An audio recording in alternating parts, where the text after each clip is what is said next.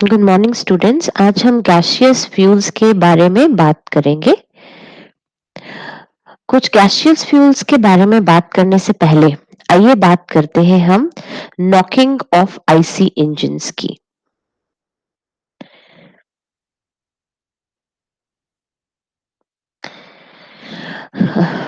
आपको पता है कि इंजन कभी-कभी जो पेट्रोल इंजन्स है ये कुछ क्रैकिंग नॉइज और वाइब्रेशन एक साथ प्रोड्यूस करते हैं और इसको हम कहते हैं नॉकिंग। और ये जो नॉकिंग है ये बहुत ही अनवांटेड फिनोमेना है इंजन में। ये आपकी इंजन की लाइफ को कम करता है और आपके इंजन को डैमेज करता है। तो जो पेट्रोल के वेपर्स हैं ये इंजन में हवा के साथ आते हैं और मैक्सिमम हम पावर आउटपुट के लिए चाहते हैं कि हम जब चाहे तभी आपका जो ईंधन है वो बर्न हो। लेकिन नॉकिंग के दौरान आपका जो एयर और फ्यूल मिक्सचर है वो अपने आप ही स्वतः ही जलने लग पड़ता है। और ये जब एकदम रैपिड एक्सपेंशन होता है सडन कंबशन की वजह से, तो इसमें आपके इंजन में वाइब्रेशंस आते हैं और इनको अभी जैसे बताया हम क्या कहते हैं, इनको हम कहते हैं इंजन नॉकिंग। अब ये इंजन नॉकिंग जो है ये डिपेंड करता है आपके पेट्रोल की क्वालिटी पे, आपके इंजन के डिजाइन्स पे, आपके इंजन की क्या कंडीशंस है और आपके कंप्रेशन रेशो में। तो एक बात जरूर समझ लीजिए कि आपका जो इंजन नॉकिंग है ये एकदम अनवांटेड फिनोमेना है। अब आइए बात करते हैं ऑक्टेन नंबर की। तो ऑक्टेन नंबर ये एक आर्बिट्रेरी स्केल था जो ग्राहम एडगर ने प्रपोज करा ताकि आप पेट्रोल के नॉकिंग कैरेक्टरिस्टिक्स को जान सके कि आपके पेट्रोल में पेट्रोल कितना ज्यादा नॉकिंग करेगा। उसके बेसिस पे ऑक्टेन नंबर दिया गया और जो ऑक्टेन संख्या है वो आपको एंटी नॉक प्रॉपर्टीज बताती है। ये पाया गया कि जो एन हेप्टेन ये जो कंपाउंड है, ध्यान से देखिए इसको, एन हेप्टेन ये नॉकिंग बहुत कम करता है इंजन में। सॉरी, ये नॉकिंग बहुत अधिक करता है इंजन में। तो इसकी एंटी नॉक वैल्यू को एंटी नॉक वैल्यू आर्बिट्रेरीली दी गई 0। और एक और कंपाउंड देखा गया आइसो ऑक्टेन जो बहुत कम इंजन नॉकिंग करता है और इसकी भी एंटी नॉक वैल्यू दी गई 100। ठीक है, तो ऑक्टेन नंबर सबसे पहले एक आर्बिट्रेरी स्केल है। दो कंपाउंड्स है, एक कंपाउंड क्या है, एक कंपाउंड है आपका एन हेप्टेन जो बहुत ज्यादा इंजन में नॉकिंग करता है और क्योंकि नॉकिंग इतनी ज्यादा करता है इसकी एंटी नॉक वैल्यू है 0। और दूसरा कंपाउंड है आइसो ऑक्टेन और ये इंजन में बहुत कम नॉकिंग करता है और इसकी एंटी नॉक वैल्यू दी गई 100। ठीक है, तो ऑक्टेन नंबर जो है या ऑक्टेन रेटिंग जो है गैसोलीन या पेट्रोल का ये परसेंटेज है। This is the percentage of iso octane in a mixture of isooctane and N-heptane which matches the fuel under the test in the knocking characteristics। तो आपने एक मिश्रण लिया दो चीजों का, किनका, इन्हीं का, आइसो ऑक्टेन का और एनहेप्टेन का। तो इसमें किसकी प्रतिशत देखना है आपको, आपको प्रतिशत देखना है इसमें आइसो ऑक्टेन का कितना परसेंटेज है। जो परसेंटेज आइसो ऑक्टेन का है और आपके फ्यूल को मैच करता है नॉकिंग कैरेक्टरिस्टिक में, वही उस फ्यूल का एंटी नॉक वैल्यू या ऑक्टेन नंबर कहलाता है। फॉर एग्जाम्पल आपने एक फ्यूल लिया, ईंधन लिया कोई, और उसके नॉकिंग कैरेक्टरिस्टिक मिलते हैं उस मिश्रण से जिसमें आइसो ऑक्टेन तो है 30 और एन एप्टेन है 70%। तो आप क्या कहेंगे, ऑक्टेन नंबर क्या है आपके फ्यूल का, किसकी प्रतिशत देखेंगे, आइसो ऑक्टेन की। आइसो ऑक्टेन कितना था आपका 30, तो उस फ्यूल का भी ऑक्टेन नंबर होगा 30। अब कभी-कभी कुछ सब्सटेंसेस डाल के हम फ्यूल का ऑक्टेन रेटिंग बढ़ा सकते हैं। ऑक्टेन रेटिंग बढ़ाने का अर्थ है कि आप उसका जो एंटी नॉक प्रॉपर्टी है उसमें वृद्धि कर सकते हैं। तो जो सब्सटेंस आप स्पेशली डालते हैं ये कोई ऑर्गेनोमेटालिक कंपाउंड होता है जिससे आप उसका एंटी नॉक करेक्टर इंप्रूव करते हैं। इस सब्सटेंस को आप कहते हैं एंटी नॉकिंग एजेंट और ये प्रोसेस कहलाता है doping. So, octane rating of gasoline or petrol samples is increased by addition of certain organometallic compounds, and these compounds are used for doping and they are called as anti-knocking agents. For example, पहले बहुत ज्यादा anti knocking engine में knocking ना करे, हम बहुत ज्यादा use करते थे टेट्रा इथाइल लेड, TEL, पर बाद में पता चला कि ये बहुत पॉल्यूशन करता है, एयर पॉल्यूशन। लेड जो है this is a very toxic metal, तो हमने इसका लेड का यूज डिस्कार्ड कर दिया। अब जब आप पेट्रोल भरवाते हैं अपने व्हीकल्स पे तो आप देखते हैं कि लिखा होता है that this is unleaded petrol, the petrol is unleaded petrol. ऐसे ही यदि आप अल्काइलेट फ्रैक्शन ऐड करें तो आप उसका ऑक्टेन रेटिंग बढ़ा सकते हैं। ये भी देखा गया है BTX डाल के पेट्रोल में, बेंजीन, टोलुइन और जाइलिन को पेट्रोल में डाल के आप जो उसका एंटी नॉक प्रॉपर्टी है यू कैन इंक्रीज दैट। फिर देखा गया है addition of MTBE, methyl tertiary butyl ether, also increases the anti-knock characteristic. एक और तरीका है ऑक्टेन रेटिंग को बढ़ाने का, आप जो कंप्रेशन रेशो है उसको भी एडजस्ट करें इंजन की। तो अभी बताया गया कि पेट्रोल पहले हम अपने फ्यूल्स में TEL, टेट्रा इथाइल लेड डालते थे क्योंकि वो एंटी नॉकिंग एजेंट था, लेकिन जब पता चला कि नहीं लेड तो बहुत ही टॉक्सिक और पॉल्यूटेंट है, पॉल्यूटिंग मेटल है, तो हमने डिस्कार्ड कर दिया। अब इसमें अनलेडेड पेट्रोल जब आप डलवाते हैं, अनलेडेड पेट्रोल में ऑक्टेन रेटिंग तो हम बेहतर करते हैं पर इसमें lead compounds are not added. So petrol where in excuse me, the enhancement of octane rating is done without addition of lead compounds is known as unleaded petrol. And the quality of the petrol can be improved by adding antioxidants, adding BTX, MTBE, अभी आपको बताया था BTX और MTBE, कुछ addition of certain freezing point depressants like glycol or ethanol, and addition of some detergents like fatty amines to clean the fuel line and the carburetor. Unleaded petrol का advantage है कि ये discharge नहीं करता है poisonous compound atmosphere में या environment में, और it also allows the attachment of a catalytic converter to the exhaust pipe in automobiles. और जो कैटलिटिक कन्वर्टर है इसमें एक कैटलिस्ट है रोडियम कैटलिस्ट, ये कन्वर्ट करता है टॉक्सिक गैसेस को जैसे कार्बन मोनोऑक्साइड और नाइट्रोजन ऑक्साइड को कार्बन डाइऑक्साइड और नाइट्रोजन में, और ये हाइड्रोकार्बन्स को भी ऑक्सीडाइज कर देता है कार्बन डाइऑक्साइड और वाटर में।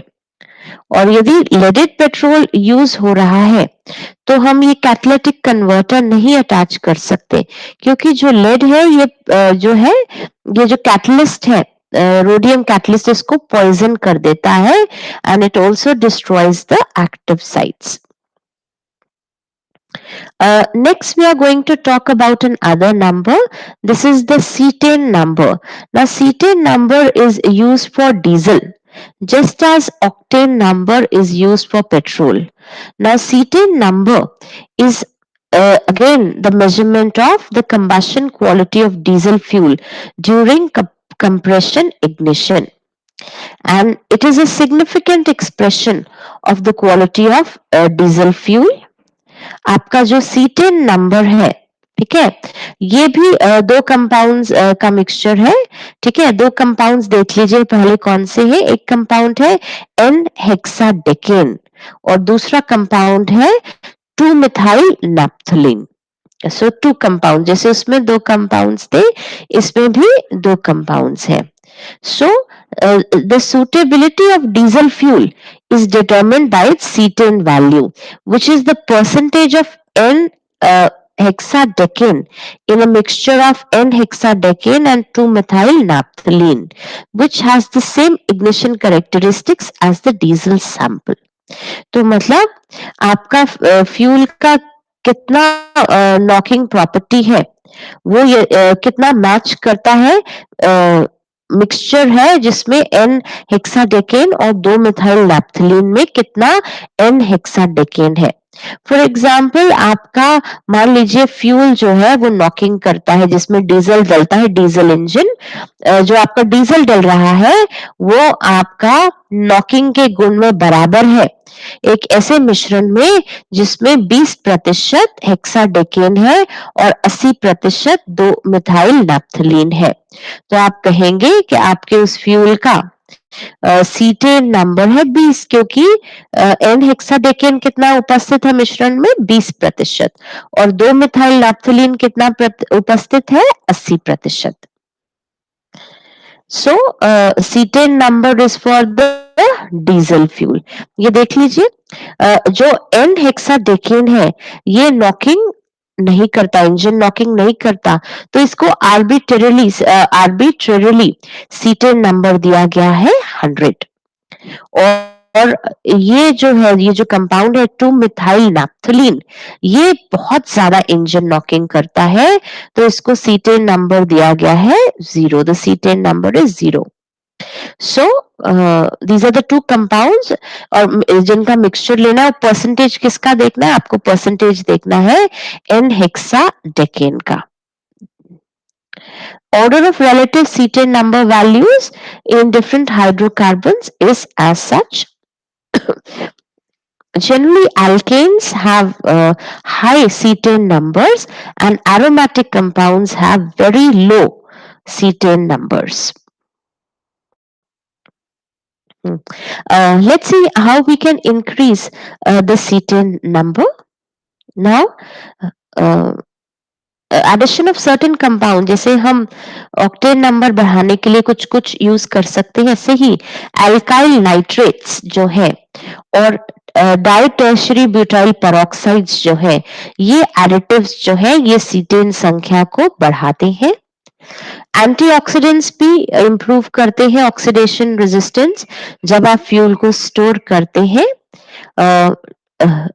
You have some lubricative additives for lubrication of fuel inject systems and कुछ डिटर्जेंट्स हैं जो आपके फ्यूल लाइन और कार्बोरेटर को साफ करते हैं।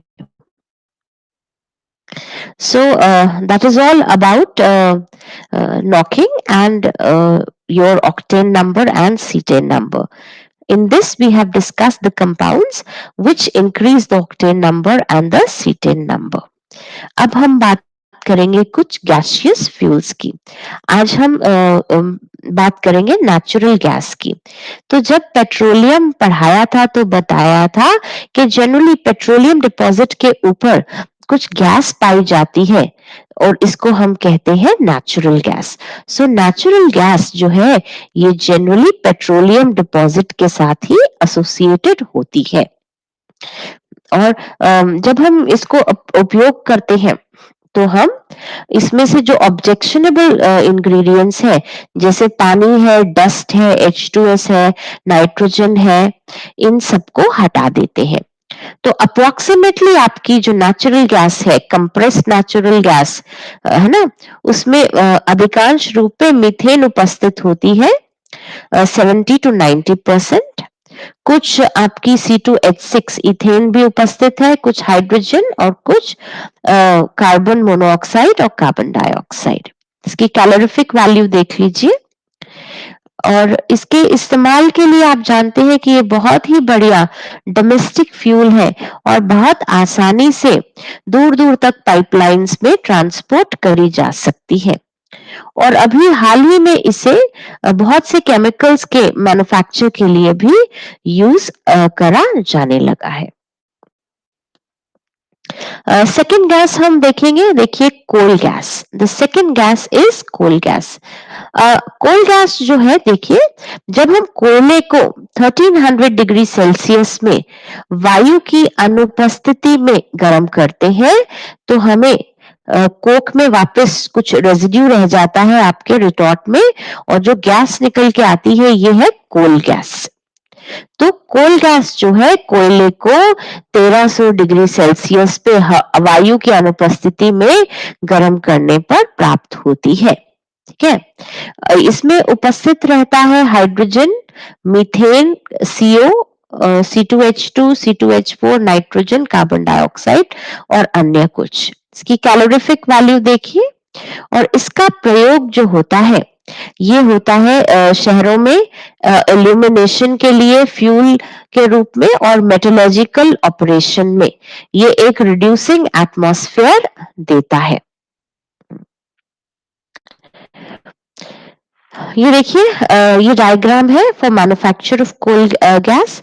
आप ये जो रिटॉर्ट है देखिए इसका क्या नाम है, इसका नाम है सिलिका रिटॉर्ट। ये आपको अपनी नोटबुक में बनाना होगा। Diagram for manufacture of coal gas. तो सिलिका रिटॉर्ट में आप ऊपर से कोयला डालते हैं और सिलिका रिटॉर्ट में इसको कोयले को गर्म करते हैं। गर्म करने के लिए आप कोक को ईंधन के रूप में प्रयोग कर रहे हैं। ठीक है, तो जितना भी वाष्पशील मैटर है वो वेपराइज हो जाता है और क्या कहलाता है, कोल गैस। कोयले को कितने टेम्परेचर पे गर्म करना है, अभी पिछली स्लाइड में बताया था, देखिए 1300 डिग्री सेल्सियस पर। ठीक है, अब इसके बाद ये जो गैस है कुछ टैंक्स में से पास होती है, जैसे हाइड्रोलिक मेन। जब हाइड्रोलिक मेन में से गैस पास होती है तो इसमें जितना भी तार है वो नीचे बैठ जाता है। ये देखिए यहाँ पे अमोनिकल तार नीचे बैठ के हटाया गया है। इसके बाद गैस को हम कंडेंस करके पंप में से पास करते हैं और स्क्रबर में से ऊपर पानी इसमें से पास करते हैं। उसके बाद गैस में से गैस के ऊपर क्रियोसोट ऑयल डाला जाता है, जिससे अन्य अशुद्धियां जैसे बेंजोइल है ये भी इस गैस में से हटा दी जाती है। बाद में इस गैस को प्यूरिफाई करके मॉइस्ट फेरिक ऑक्साइड से अन्य गैसें रिमूव करके इसे गैस होल्डर में हम कलेक्ट कर लेते हैं। इस डायग्राम को दोबारा सुन लीजिए। Manufacture of coal gas, you have to draw it in your notebooks.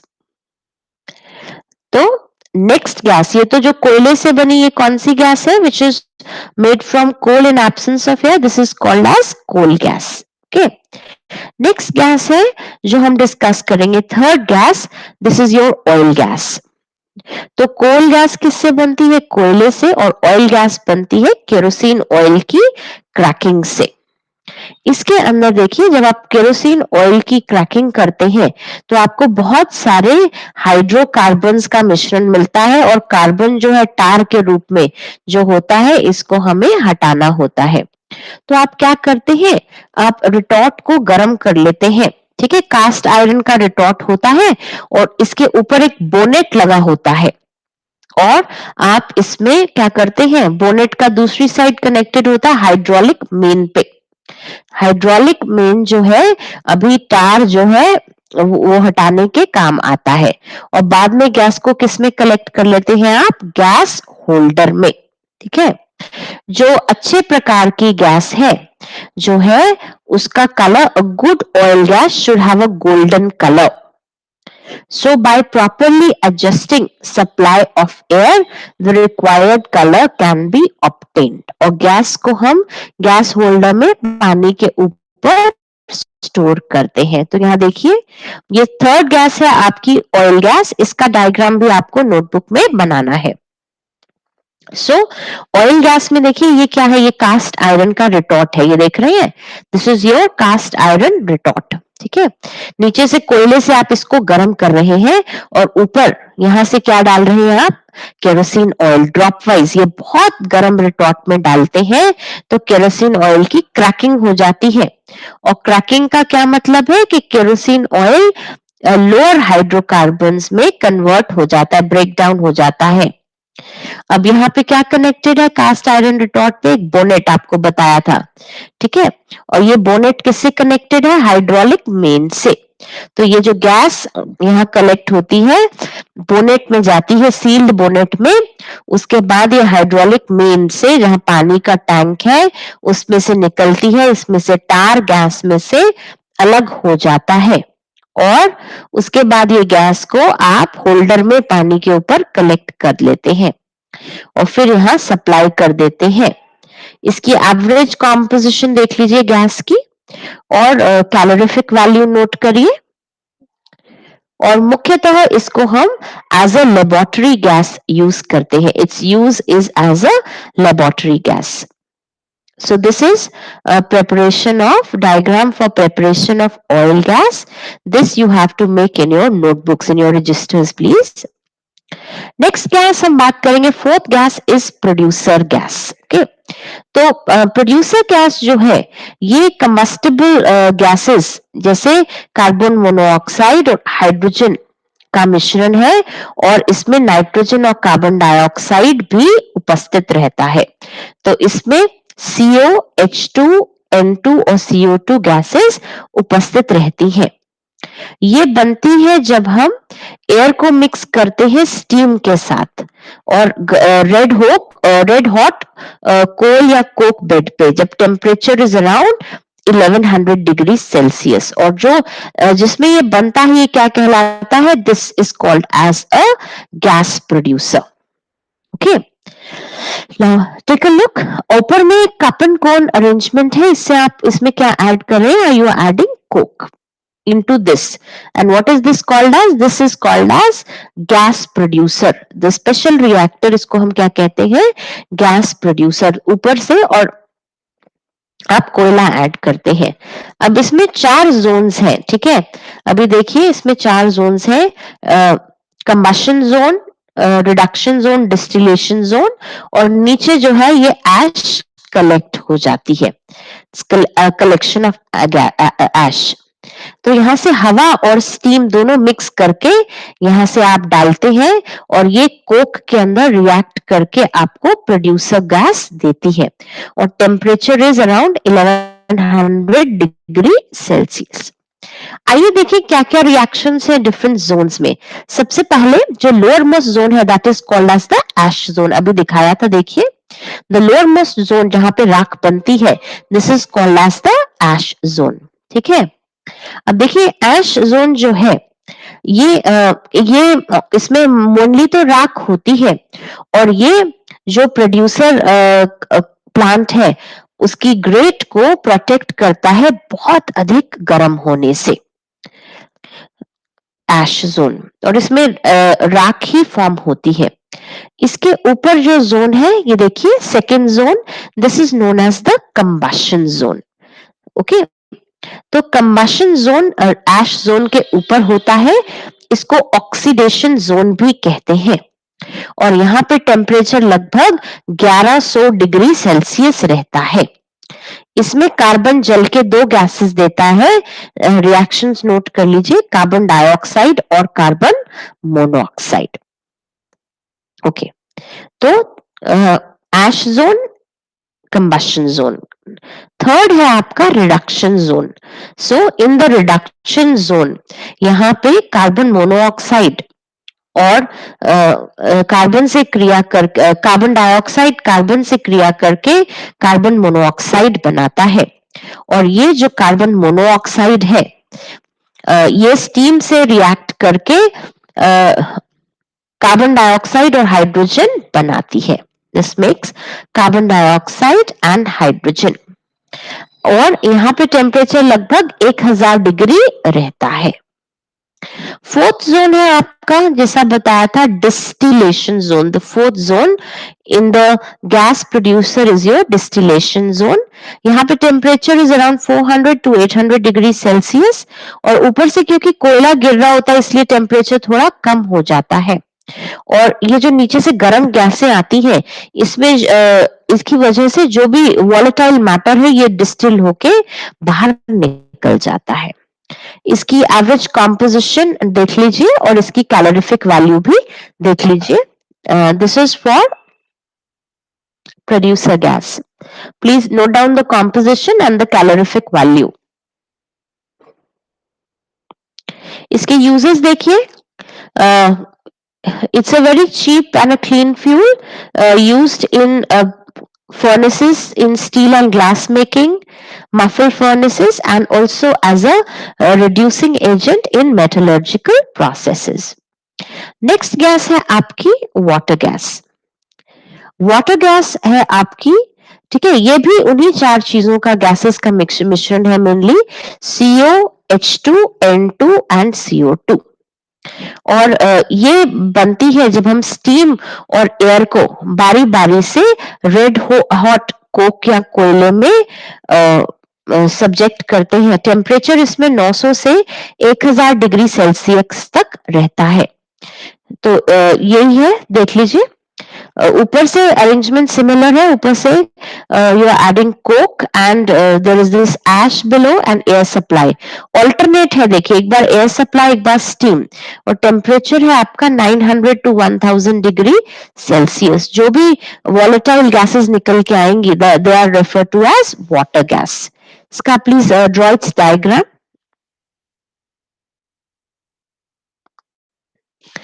Reaction देखिए, कार्बन स्टीम से रिएक्ट करके CO और H2 बनाता है, और उसके बाद जो है कार्बन ऑक्सीजन से क्रिया करके CO2 बनाता है, और कार्बन पार्शियली ऑक्सीडाइज होके कार्बन मोनोऑक्साइड बनाता है। तो ये जो गैसेस मेनली है वो है CO और H2, CO2। ये रिएक्शंस बार बार होते हैं और टेम्परेचर लगभग 1000 डिग्री हो जाता है। इसकी एवरेज कंपोजिशन देख लीजिए और कैलोरीफिक वैल्यू। ये भी किसके लिए यूज होती है? ये यूज होती है हाइड्रोजन के सोर्स के लिए। इसमें हाइड्रोजन प्रेजेंट है जलाने के लिए as a fuel gas. Thank you. इसके साथ ही हम गैसियस फ्यूल खत्म करते हैं और आज का अपना DHA नोट कर लीजिए। DHA नोट करिए, या शायद आपका DHA 13 रहेगा। Draw neat label diagram for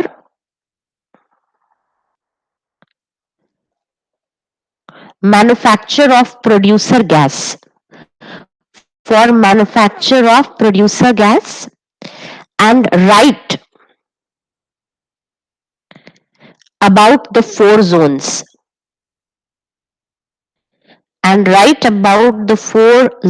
in the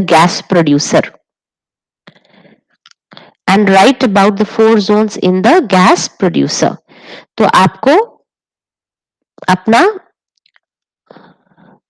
diagram बनाना है प्रोड्यूसर गैस का, और प्रोड्यूसर गैस की प्रिपरेशन के लिए गैस प्रोड्यूसर वाला और चारों जोन्स के बारे में 2-2, 3-3 लाइन में लिखना है। और अपने DHA सब रेडी रखिए, अप टू डेट। आपको ईमेल कर दिया जाएगा कि कब आपको ये जमा करना होगा। Thank you students.